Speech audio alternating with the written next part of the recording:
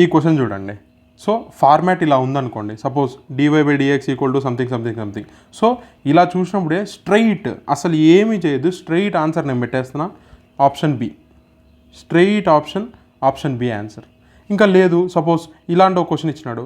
So అంటే చూడండి same format of question. So ఇప్పుడు దీనికి ఆన్సర్ కూడా రాసేస్తా చూడండి.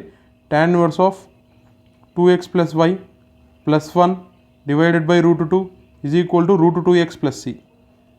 అయిపోయింది, అంతే, చాలా ఈజీ. ఆప్షన్లో మీరు ఎత్తుక్కోండి, ఈ ఆప్షన్ ఉంటుంది. సో ఎలా సాల్వ్ చేసినాను అంటే స్ట్రైట్ షార్ట్ కట్ ఇదేనండి. So dy/dx is equal to ax + by, ఒక్క నిమిషం, is equal to ax + by + 1 whole square. ఈ ఫార్మాట్లో ఉందంటే స్ట్రైట్ షార్ట్ కట్ ఇదే, 1/√a tan inverse of ax + by + 1 అంటే సేమ్ ఇదే function divided by √a. So గుర్తుపెట్టుకోండి ఇక్కడ ఏదైతే ఉందో ఫస్ట్ టర్మ్, సో దాన్ని 1/√a is equal to x + c. So ఆ ఫార్మాట్లోనే ఇక్కడ చూడండి, ఇక్కడ ఏమవుతుంది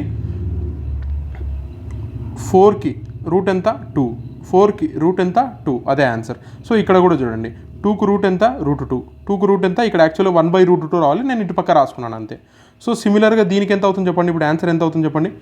tan inverse of 9x + y + 1 divided by 9 root ఎంత 3 is equal to 3x + c. అయిపోయింది.